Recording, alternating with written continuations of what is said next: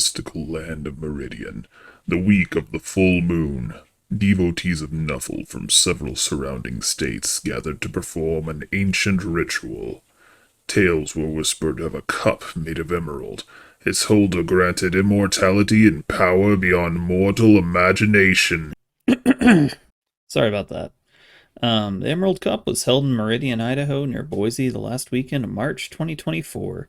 16 coaches showed up to Phoenix Fire Games to duke it out for a variety of trophies and spot prizes in 3-round 7s and 11s events.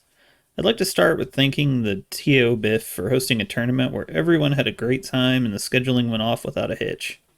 If you've seen one of my videos before, you know this is the part where I say, "What is up, coaches, cheerleaders, and warp spawn," then proceed to e-beg for your likes and subs. Go ahead and do it if you want to. Helps the channel a lot. If you want me to come out and cover your events, hit me up at nobribefile@gmail.com. Check the in card for more info at the end of the video. For now, let's talk about the Emerald Cup. Thank you very much for coming to the tournament. This is our largest non-charity tournament, so thank you very much for coming all the way here to Boise. So please give yourselves a hand. Good job for coming in. The format for both events was fairly straightforward. Skills were purchased with the gold pool, and different tiers received different totals to build from. Stat increases were allowed, and taking stars reduced your build total. A nice feature was that tournament points from both days were added up to decide an overall champion, in addition to each day having a champ of their own. So this is going to be a cup, and so the points that you get tonight will be added to the points that you get tomorrow. And so the person with the highest combined points will get the Emerald Cup. They'll be the champion of the weekend.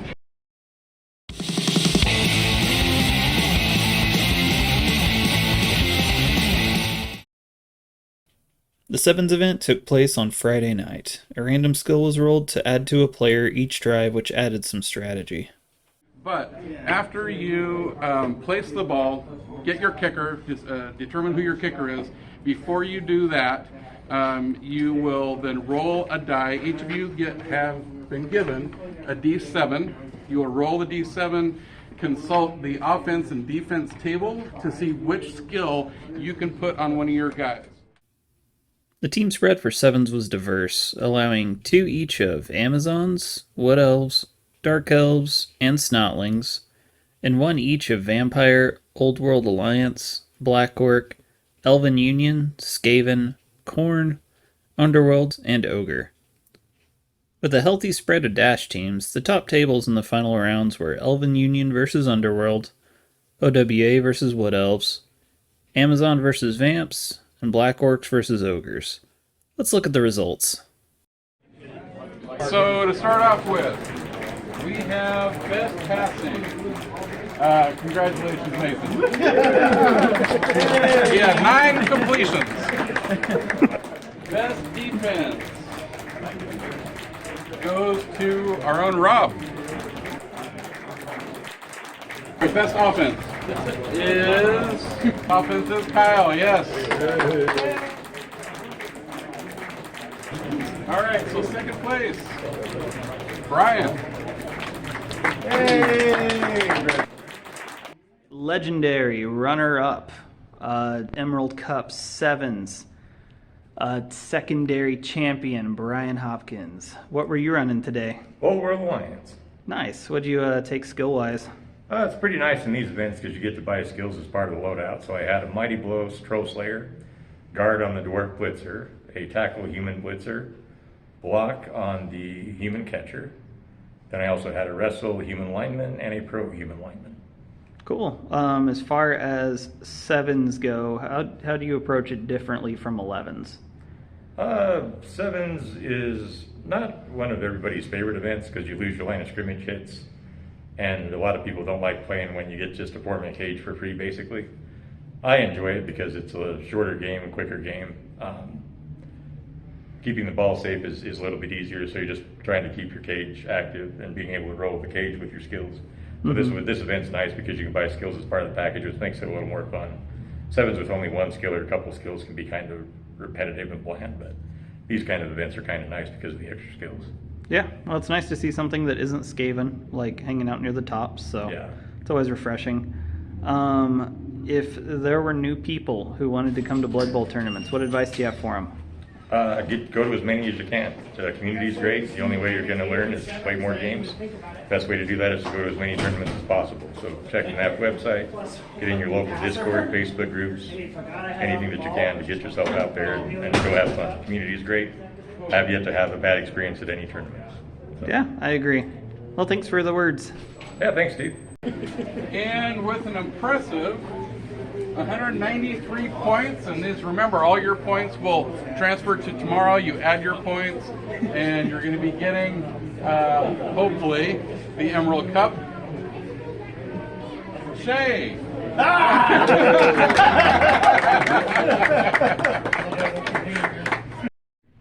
Say hello to your grand champion of Emerald Cup Sevens. We got Shay here. What were you running? Elven Union. Yeah? What were your skills like? So I did leader on the thrower, and then I did I did an armor upgrade on the blitzer, and dodge on a catcher, and then a sneaky get lineman. Cool. Based on your matchups, were you happy with your list? Would you mess with anything? I think it worked out pretty good. I probably ditched the sneaky get on the lineman. It just didn't come up enough. There was one key play where it actually did matter, but overall it just didn't come up that much. You're mostly scoring as quickly as possible. So Yeah. Did you have a reroll on there or no?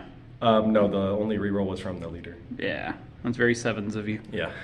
You have any advice for new players who might want to hop in? I would just say pick what you're comfortable with and what you think is fun, and then just go with that. I think it'll work out best that way. Cool. Well, thanks for taking a minute to talk to me. Yeah, no problem.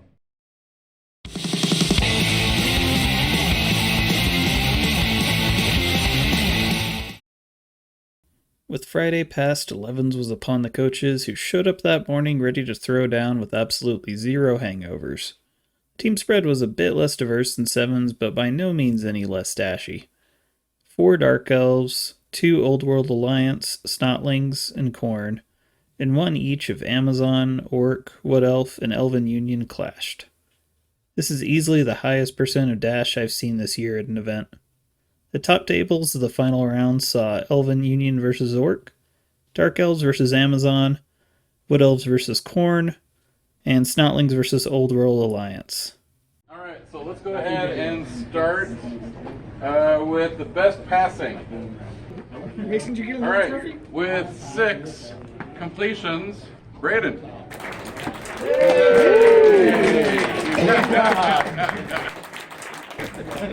The biggest cheater with 42 foul attempts. 42 foul attempts.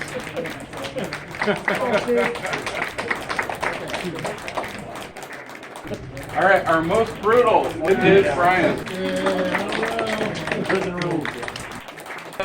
Stunty champion.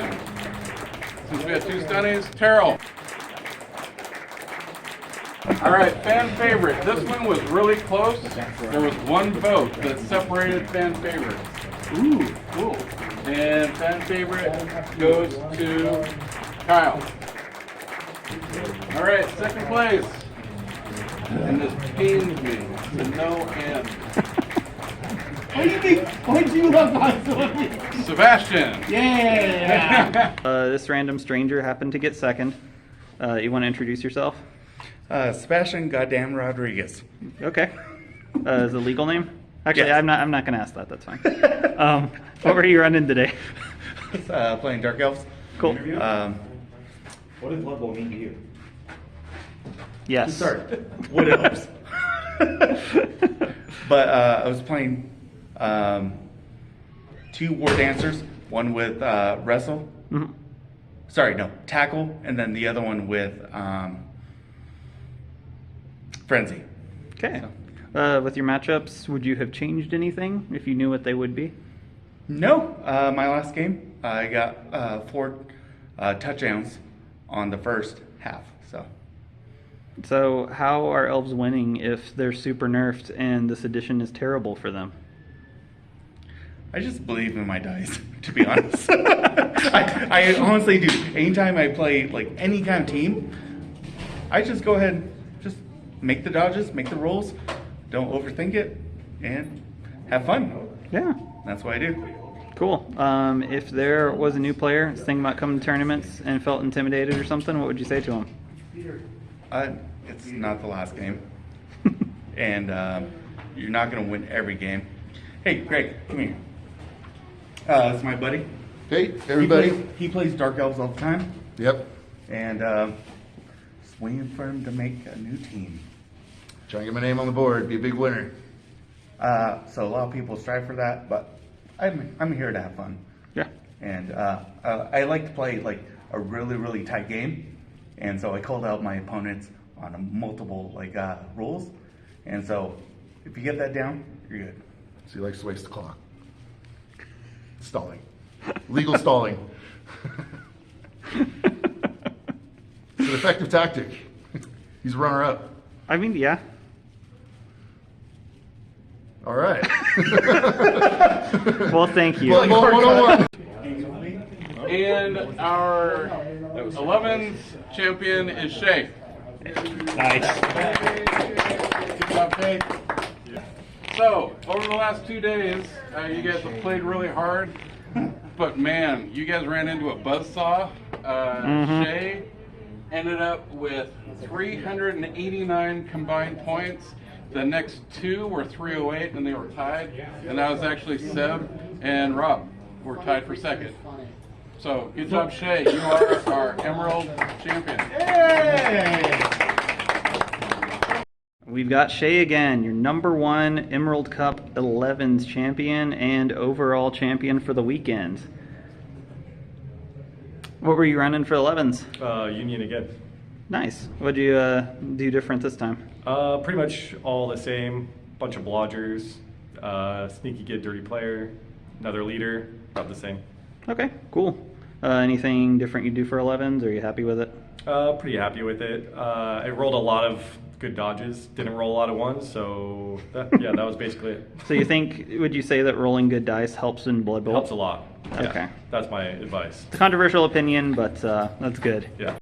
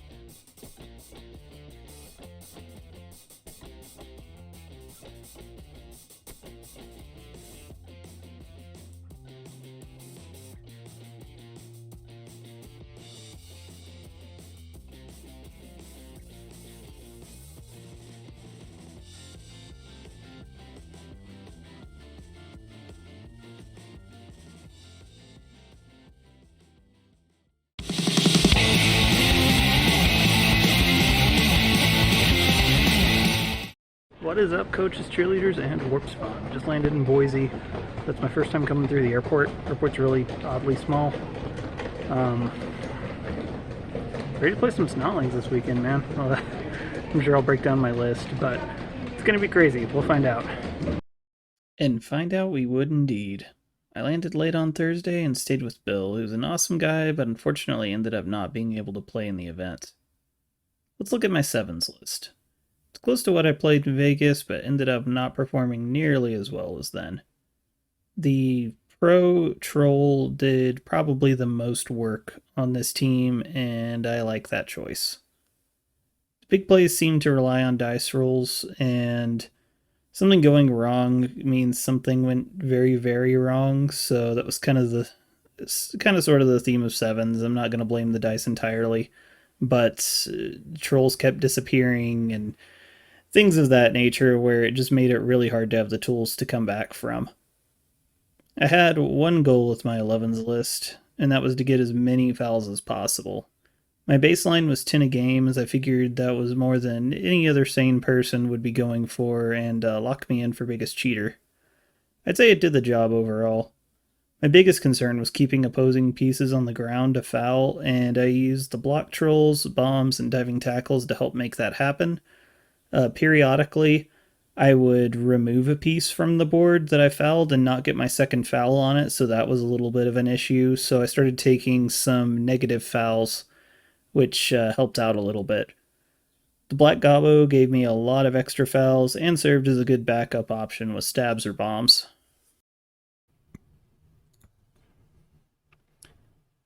My first sevens opponent was Braden.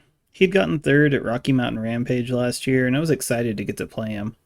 His on-roster was pretty straightforward and suited the format well for sure.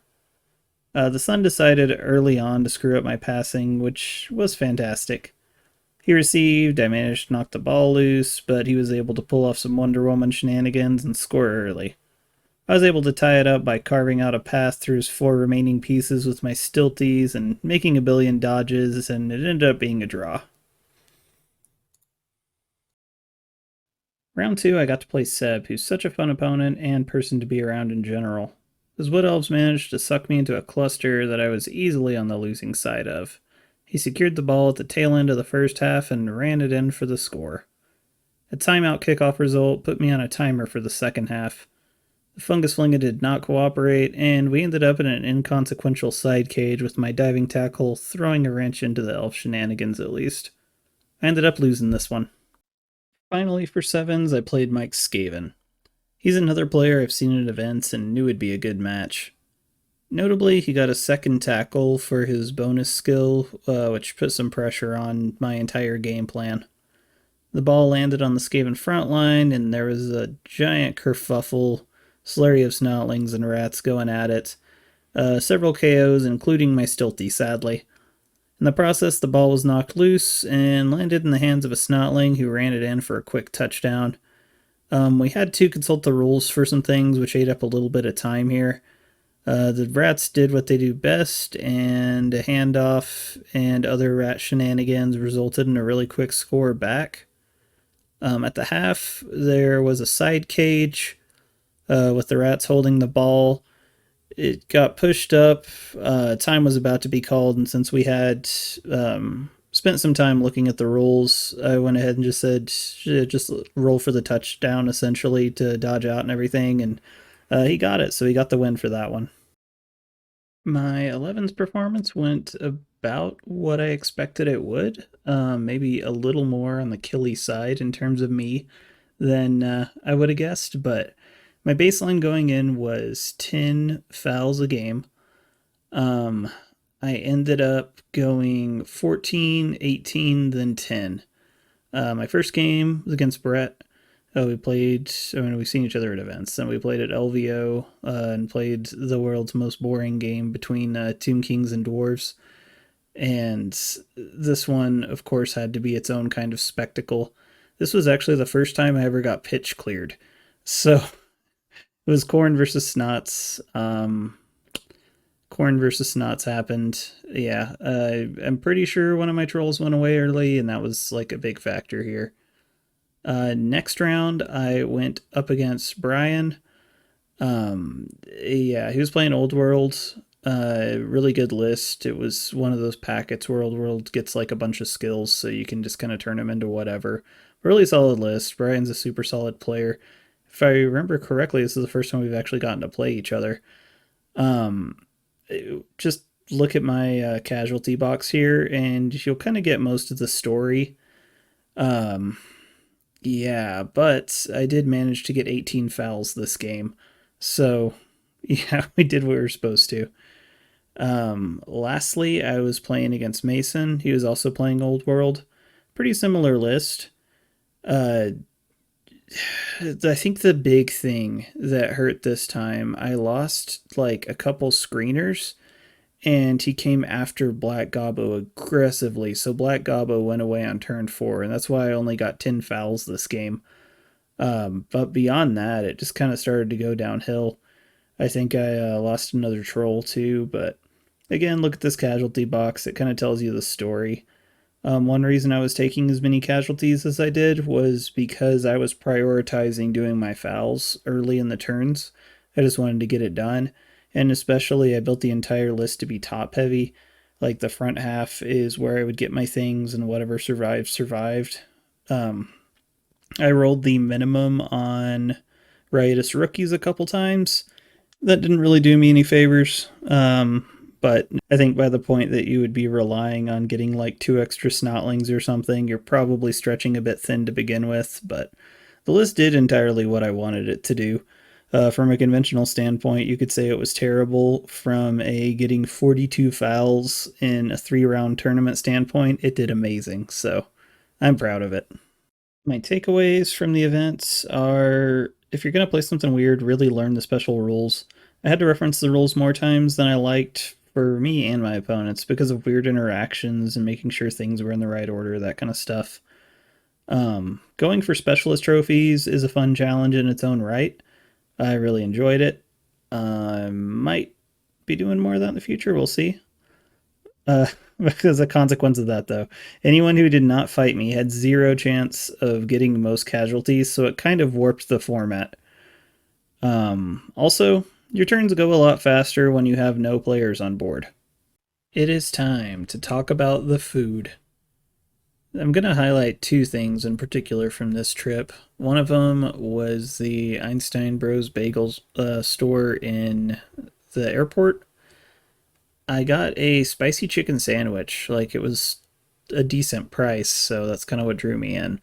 But it had not quite shredded chicken, but like it was in like small chunks, and some kind of orange sauce that was really good, and like actual jalapenos and cheese, and it was awesome. It was really good. It made me actually look up to see if there was any of that restaurant near me, which it turns out there is one. So I'll have to check them out too. But yeah, the bread was toasted. It was soft though still, and it was just amazing. Even with like a bunch of saucy ingredients on it, it managed not to get mushy. It stayed like exactly the right texture. Once I realized there was a Dave's Hot Chicken up there, I had to go in. And I ended up doing a couple visits, but I've talked about them before. I've only had them from California, but up here was like identical. Yeah, the Reaper chicken tenders are just like super hot. They're a nice size. The food's always consistent. So I haven't had the fries be different anytime I've gone. They're always just like crispy and soft and perfect. They're not over seasoned. I think they match the kind of seasoning on them to whatever kind of chicken you ordered. But the tenders the first time around got me pretty good. I was sweating a little. Second time around, I'd already adapted a little bit. I'm pretty adaptable to heat. But I will definitely go to Dave's on any trip where there is one that's somewhere remotely nearby on the way there or back. Emerald Cup is finished. I won Biggest Cheater. 42 fouls. Would have been a lot more, but the Black Gobbo got cashed on turn 4 of my last game. So that kind of messed with things a little bit. Got one last round up at Dave's Hot Chicken. Kind of dying slightly, but in the best way. I really like Idaho. It's fun. I definitely want to make it out to some more of the events up here. I've been to one like 2 years before or something, but yeah. First off, thanks again to Biff for running the events, to Phoenix Fire for hosting us. Congrats again to Shay for absolutely shredding us this weekend. Thanks to Seb for photobombing literally everything and for giving me beer. To Brian for enduring me while I brain farted on the basic game mechanics. to Terrell for being considerate that I might be a vegetarian. It was great to see everybody, and I'm not going to name all of you, but I'm sure it won't be the last time we meet. My final shout out goes to Dave's Hot Chicken for being the GOAT. That's the real reason I even play Blood Bowl at this point, because I love fowls. Fun fact, apparently Idaho is known for watching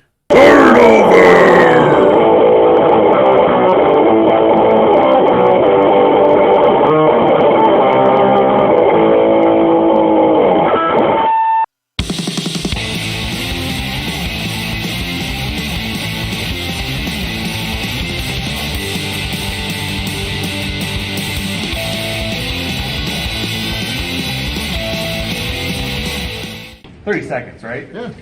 Done? In out? You play.